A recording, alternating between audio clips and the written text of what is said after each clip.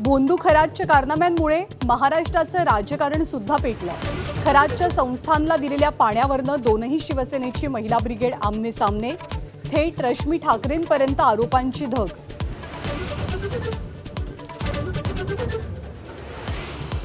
भोंदू खरातकडनं पुण्याचे व्यावसायिक राजेंद्र जासूद यांनाही कोट्यवधींचा चुना, तर 8व्या दिवशी खरातची एसआयटी चौकशी, लैंगिक शोषणाचा अड्डा बनलेल्या खरातच्या ऑफिसला टाळं।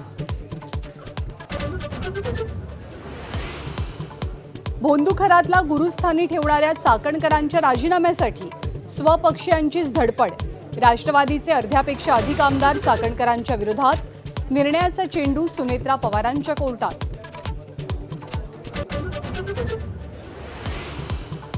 राज्यसभेच्या खुर्चीवरनं ठाकरेंच्या शिवसेनेत नाराजी नाट्य, प्रियंका चतुर्वेदींचा बैठकीत पारा चढला। संजय राऊतांनी पवारांबद्दल सुतोवाच केल्यानं चतुर्वेदी नाराज, तर उद्धव ठाकरेंची सारवासारव।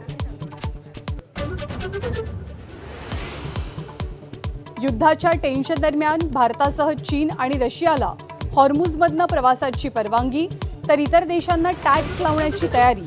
इतर इंधन टंचाईच्या अफवेमुळे राज्यात रांगा, पंतप्रधान नरेंद्र मोदींच्या उद्याच्या बैठकीकडे देशाचं लक्ष। कोकणासह सोलापूर आणि सांगलीत अवकाळी पावसाची हजेरी, गाऱ्यांच्या माऱ्यामुळे आंबा, काजू, द्राक्ष आणि ज्वारी भुईसपाट, तर 30 ते 31 मार्च दरम्यान राज्यात वादळी पावसाचा अंदाज।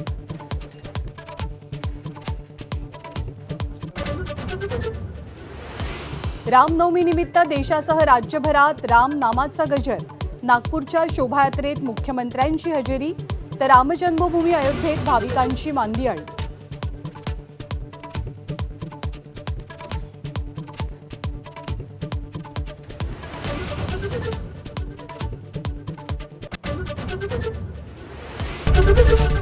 एबीपी माझा, उघडा डोळे बघा नीट।